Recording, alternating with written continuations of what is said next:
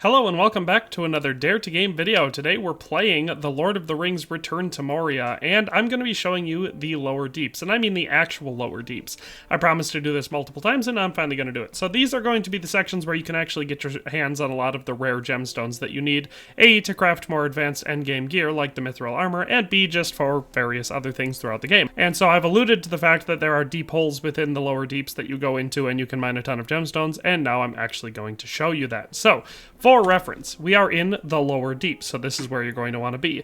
Basically, you can find one of these rooms with an access shaft down to the actual Lower Deeps at the end of any of these trails. So you can see I'm sitting in this one here. It's the end of this long trail of like these knobbly looking rooms. You will then find one room that is perfectly square. So entering from this room into here, you can cross all the way around through, and it's at the end. That's the chain here. There are a couple more of them that you can see. Here's one right here that... or at least I'm pretty sure that's one, but that one's right in the middle. This one is definitely one. It's at the end of this long chain. This one is one, and I don't know if any of these are, but for sure this one, and the one I'm in are definitely the correct type of rooms. So like I said, that's how you'll notice them. You'll be exploring through these ones with the rough edges, and at the end of the chain you'll come to a square room, and it will be distinct because there won't be a whole lot else in the room and it won't go anywhere, but in the center of the room there will be a hole, and that's what we're looking for.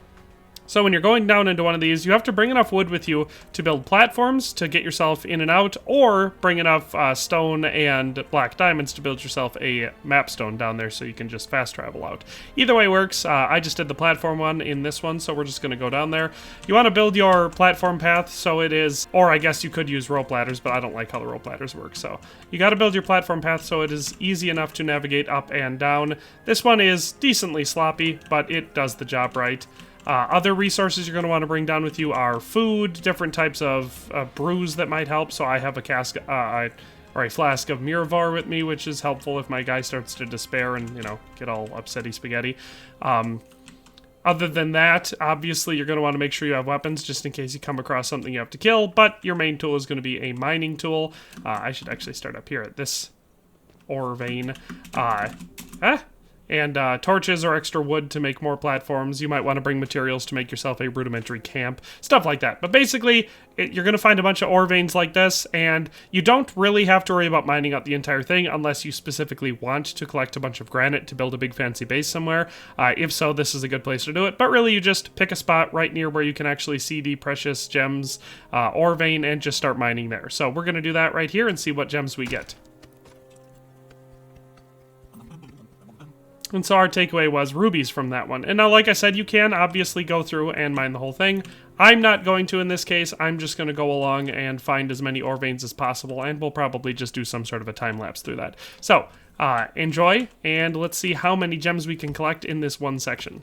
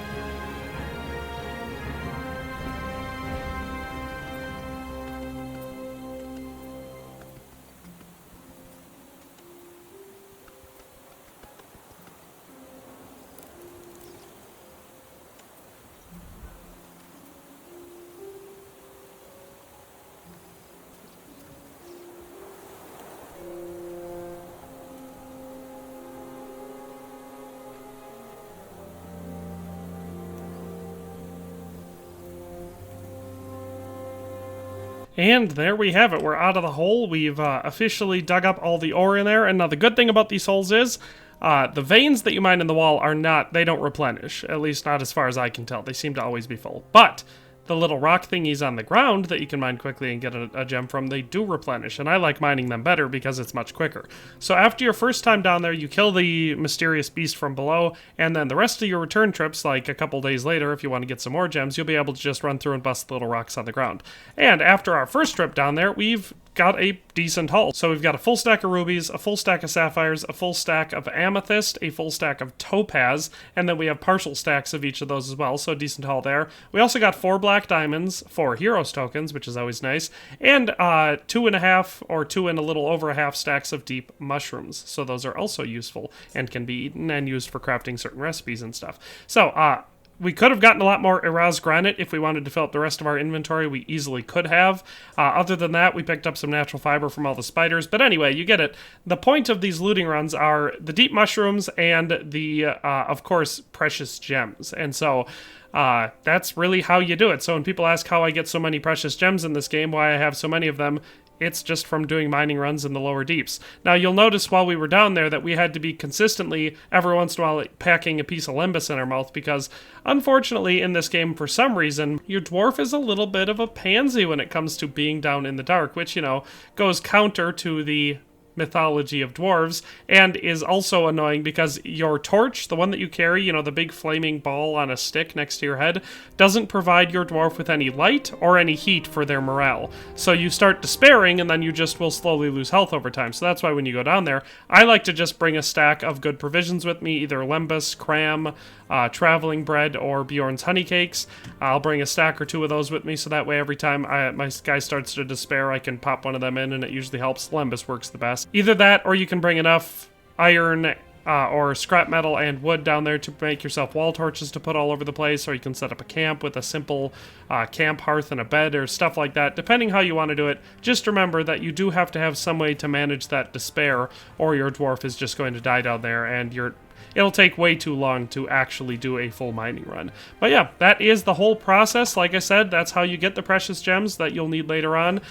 There are different holes, obviously, that are going to have different results. This one has these are all precious gems, so none of them are what I would call common, but these are the 4 most common kinds. We also got black diamonds, which are, of course, essential for fixing all sorts of high-level stuff in this game and crafting map stones, so you're always going to want to have black diamonds. And it doesn't hurt to have extra heroes tokens, so you can build the little hero shrines to get your hero spirit bonus before you leave wherever your base is. So lots of reasons to go down there and mine, but that's all for today. Hope you enjoyed the video and had a good time watching it, but we'll see you next time. Thanks for watching another Dare to Game video. If you liked this video, please leave a like and a comment. If you haven't already, be sure to subscribe to the channel. If you like my content and would like to support this channel, consider becoming a member today for as little as $1.99 a month. It makes a huge difference. But in any case, thanks for watching and have a nice day. I'll see you next time.